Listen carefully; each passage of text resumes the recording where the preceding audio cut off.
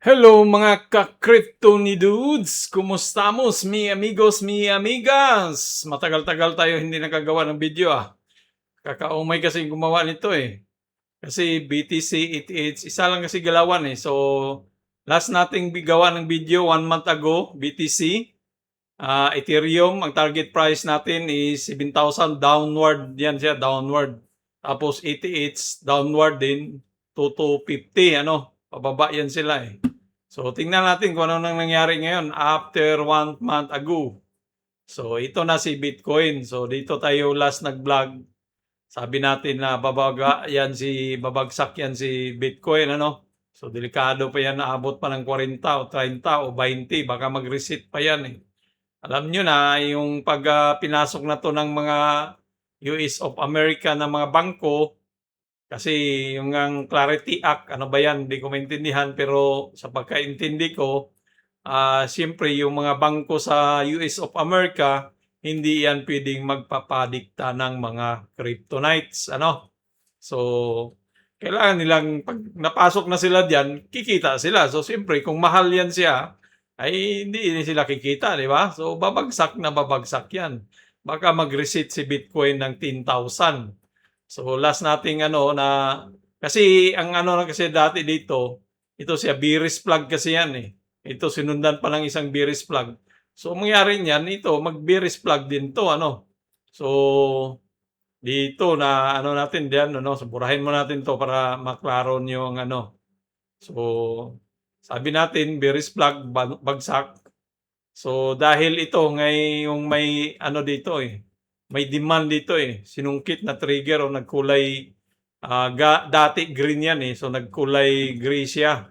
So, tingnan natin sa long term sa 1 month time frame nga muna. Tingnan natin sa 1 month time frame.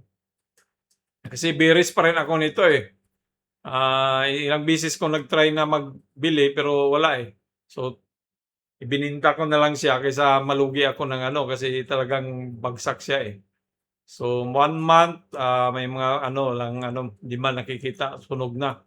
So, ito sa 1 week time frame, meron tayong nakikitang mga supply, yung kulay green na yan, So, maaari talaga yan na pwede pang bumaba yan. So, bearish flag target price natin, hiramin natin yan, Dalhin natin yan dito sa baba.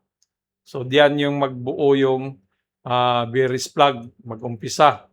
So, gagawa siya ng bearish flag diyan. So, hiramin naman natin to, yan. Kaya nasabi natin na ganito talaga ang gagawin niya ni Bitcoin. Mag-reset yan, So, baka dito, ganyan. So, diyan siya, tapos ito, ano bang nangyari?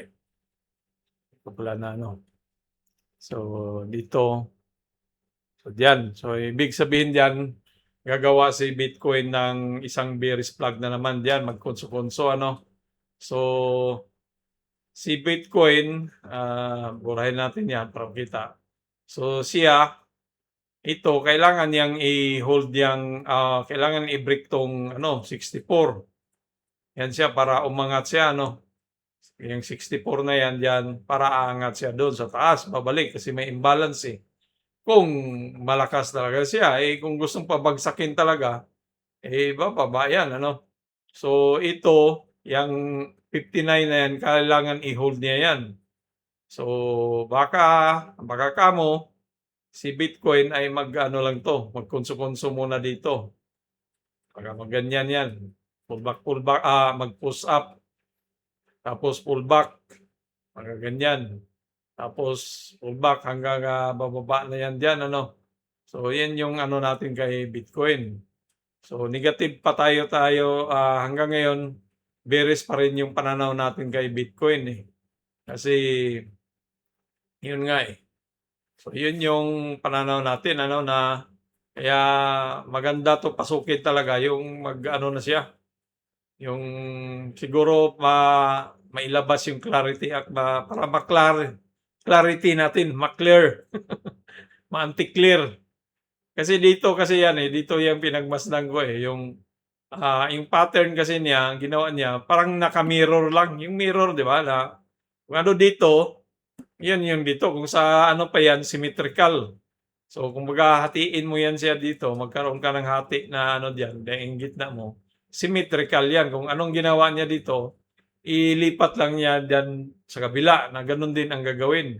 So, dito katulad niyan, 'di ba? Si Bitcoin gumanon, bagsak. Tapos umangat, bagsak. So, konso, bumagsak. So, ganyan yung ano. So, kung ito, dalalhin mo yan doon sa kabila, pwede bang mag-flip yan? Hindi yata mag-flip.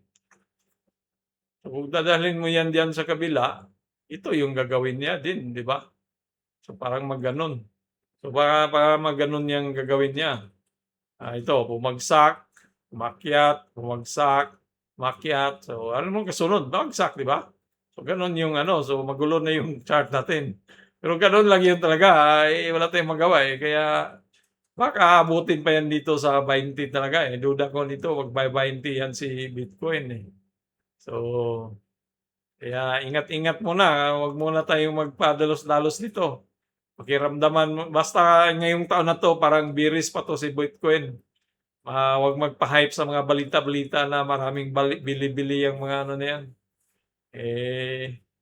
Talagang ano to, delikading si Bitcoin. 88 naman. Ano namang ginawa ni 88? Parehas lang naman to sila. Kaya walang gana mag-chart sa ano eh. Kasi parehas yung galawan ba. Yung, kumbaga, nanay yan si, tatay, si Bitcoin. Ito namang mga alter coins niya, ganun lang din yung gagawin. No? Sabi natin, ano ba yung ano natin? Ano pala, yung crypto na ang target natin kay si 7,000. Nasaan na siya ngayon? Si BTC, di ba?